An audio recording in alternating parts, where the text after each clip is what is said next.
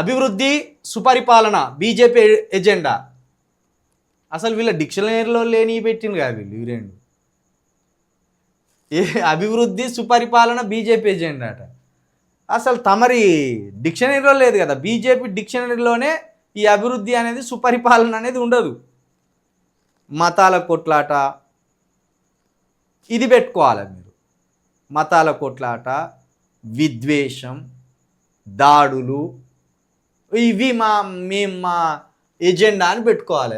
ఇవి రెండు అసలు మీకు సూట్ కావు కదా రామచంద్రరావు గారు. అభివృద్ధి ఎక్కడున్నది, సుపరిపాలన ఎక్కడున్నది? హిందూ సమాజం అంశాన్ని ఎన్నికల ఎజెండాగా తీసుకోం అయిపోయింది. మొత్తం హిందువుల నడినెత్తిన గొడ్డలతోటి నరికినట్టు చేసిండు అయిపోయింది. ఎందుకంటే ఇప్పటికి 3 సార్లు హిందువులను వాడుకొని అధికారంలోకి వచ్చిండు.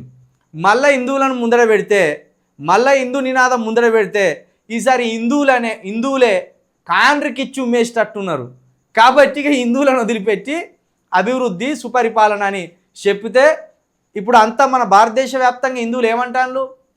మాకు అభివృద్ధి కావాలి, మాకు మంచి పాలన కావాలి, మాకు మంచి నాయకుడు కావాలి, ఈ మతం మాకొద్దు, ఈ మత గొడవలు మాకొద్దు అని ఇప్పుడు ప్రజలు సోయికి వచ్చింది. కాబట్టి ప్రజల్లో ఒక చైతన్యం వచ్చింది, కాబట్టి హిందువుల్లో ఒక చైతన్యం వచ్చింది. కాబట్టి ఇప్పుడు హిందుత్వం అనే ఎజెండాను మెల్లగా పక్కన పెట్టి ఇప్పుడు అభివృద్ధి సుపరిపాలన అనే ఒక డ్రామాను ముందటేసుకున్నారు ఈ బీజేపీ నాయకులు.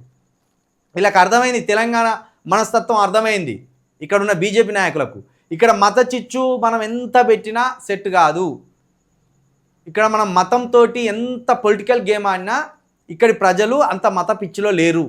ఉత్తరప్రదేశ్ లాంటి మత పిచ్చిలోనో, హర్యానా లాంటి మత పిచ్చిలోనో, లేకపోతే ముంబై లాంటి మత పిచ్చిలోనో, ఈ నార్త్ స్టేట్స్కి సంబంధించి, ఈస్ట్ బెల్ట్కి సంబంధించి ఏవైతే రాష్ట్రాలు ఉన్నాయో, లేకపోతే బెంగాల్కి సంబంధించి ఎట్లయితే మత ఛాందస్తవాదులు ఉన్నారో ఆ మత ఛాందస్తవాదులు తెలంగాణలో కావచ్చు, లేకపోతే సౌత్ స్టేట్స్లో కావచ్చు, ఎక్కడ కూడా లేరు. ఉన్న అరకొర మనుషులు ఉన్నారు. వాళ్ళు పెద్దగా ఓటు బ్యాంకును ప్రభావితం చేయలేని వ్యక్తులు ఉన్నారు. కాబట్టే దాన్ని అర్థం చేసుకొని ఇప్పుడు ఏమంటాను, అభివృద్ధి సుపరిపాలన. మరి ఇవి అసలు మీద అంటే ముఖ్యమంత్రి ఎవరు? ఒకవేళ మిమ్మల్ని నమ్మి ఓటేస్తే ఎవరు మీకు ముఖ్యమంత్రి? ఎవరు? అంత తెలివికాలో ఎవరు ఉన్నారు? మరి మీ దాంట్లో ఫేస్ వాల్యూ ఉన్న వాళ్ళు ఒక్కరు లేరు బీజేపీలో. గత ఫేస్ వాల్యూ ఉన్న వ్యక్తే లేడు కదా. తెలంగాణ సెంటిమెంట్తో కాంగ్రెస్ బీఆర్ఎస్ కొత్త నాటకాలు ఏంది? కాంగ్రెస్ అంటే నాటకం ఆడుతుంది, కానీ బీఆర్ఎస్ అంతకుముందు పక్కాగా కొంచెం తిట్టారు. ఒకప్పుడు పక్కాగా తెలంగాణ కోసం కొట్టాడిన పార్టీ. ఇప్పుడు కొంత జాతీయవాదాన్ని వాళ్ళు కూడా ఎత్తుకొని ఆగమైపోయింది. కానీ కేసీఆర్ గారు బీఆర్ఎస్ ఇప్పుడు ఆగమైపోయింది. అప్పుడు బరాబర్ తెలంగాణ కోసం నిలబడేది. కాళేశ్వరం అవినీతిపై పూర్తి స్థాయి సిబిఐ విచారణ కోరాలి. ఇంకెప్పుడు కోరుతారు? 2.5 సంవత్సరాలు గడిచిపోయాయి. 2.5 సంవత్సరాలు గడిచిపోయాయి. ఇంకా 2 సంవత్సరాల ఎన్నికలు రాబోతూనే ఉన్నాయి. కోరుతాం. మీరే ఉన్నారు కదా అక్కడ యూనియన్ గవర్నమెంట్లో. ఎన్డీఏ అద్భుతమైన మెజార్టీతో ఉన్నాయి కదా. మరి ఎందుకు విచారణ జరపలేదు? అంటే ఖచ్చితంగా బీఆర్ఎస్కు మీకు లోపాయకార ఒప్పందం ఉన్నది అనేది అర్థమవుతున్నది. గ్రేటర్ ఎన్నికల్లో ఒంటరిగానే పోటీ చేయాలనుకుంటున్నాం. చెయ్యుర్రి. చేస్తే మళ్ళా అన్ని సీట్లలో గల్లంతు డిపాజిట్లు. పవన్ కళ్యాణ్ సభకు పర్మిషన్ ఎందుకు ఇవ్వలేదు? మీకెందుకు వస్తుంది బాధ? పవన్ కళ్యాణ్ సభకు పర్మిషన్ ఇవ్వకపోతే మీకెందుకు బాధ?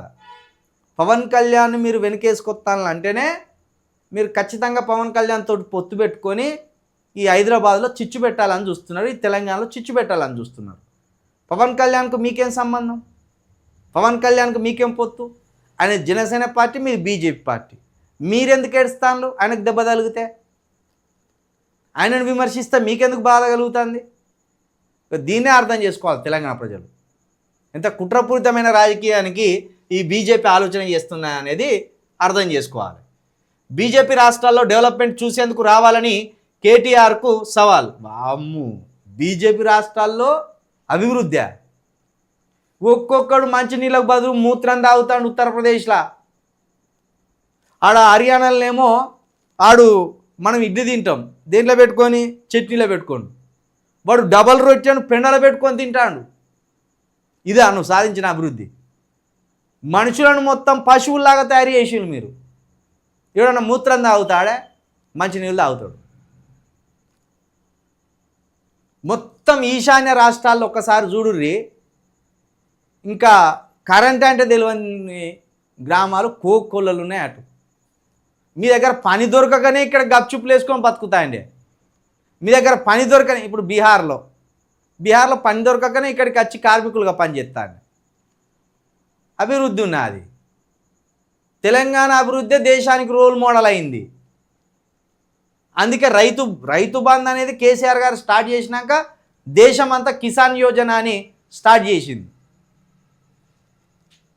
మీ బీజేపీ ఉన్న రాష్ట్రాల్లో అభివృద్ధి కూడా కనబడుతుందా? మత కల్లోలం, మత చిచ్చు ఇవేనే.